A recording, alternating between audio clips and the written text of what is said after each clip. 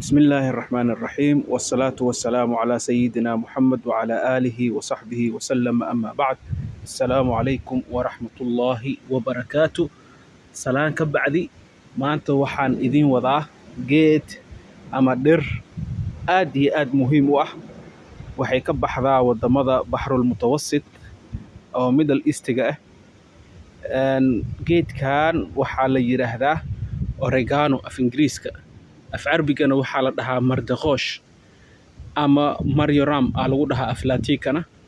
Marka geedkan waxa waa asigoo ubax sameynayo oona shinnidii ay daaqayso. Saa u jeedaan shinnidii way daaqaysaa.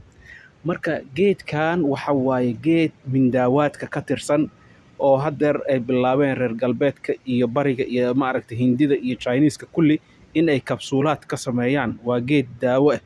Marka daawada maxaa loo isticmaalaa? Daawada waxaa loo isticmaalaa Allahul musta'aan horta dumarka aad iyo aad ugu fiican tahay.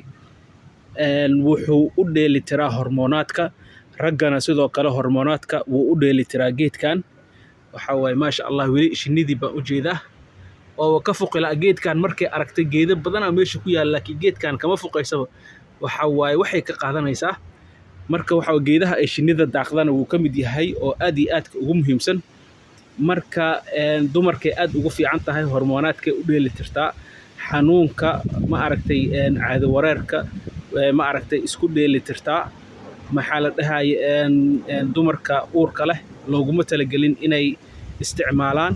Sidoo kale waxa waaye geedaha ma aragtay la isku caateeyo mana la iska badini karo. Odayada waayeeladana way u fiican tahay. Waxay ugu fiican tahay hadday kaadida ma aragtay dhib ku taho kala camal kaadida ay ma aragtay u sahlaysaa oo u fududeynaysaa. Marka geedkan ha laga warjiriyo. Annakana caadi ahaan waxaan u isticmaalnaa geedkan Allahul musta'aan biitsada lagu carfiyaa. Marka cuntada lagu carfiyaa ansalaatada lagu darsadaa. Waxa waaye geed oo ma aragtay caafimaadka loogu talagalay oo shinnidana ay jeceshahay caafimaadna ah. Marka caafimaadkiisa aniga kuma taqasusin laakiin intaasaan ka akhriyay. Marka waa kana weli haddeer shinnidii aan idin tusaa weli. Waa taas shinnidii way ka fuqi la'dahay sida u jeceshahay keli waxa waaye way ka fuqi la'dahay. Waxa waaye marka geedaha shinnida ay jeceshahayna wuu ka mid yahay sida wax ugu qaadanayso wax ugu cunayso waad u jeedaan oo u dhawaaday. Marka aniga shinnida saaxiibaan nahnay oo maaragtay dhibaato ima gaarsiinayso. Waxa waaye shaqaalihii shinnida waaye tan. Marka waa kaas geedkan Soomaaliya ka warjiriya waxaa la dhahaa mardaqoosh maryoram af Ingiriiska af Laatiinka oregano maxal ahay xawaajiyaadkan uu ka tirsan yahay. Marka hadda caafimaad ahaan u isticmaalaysid sida ugu habboon waxa waaye inaad shah ka dhigatid oo shah ahaan aad u cabtid. 2 bilood ka badanna ma isticmaali kartid. Marka cajalka intaas ku soo gabagabeynayaa.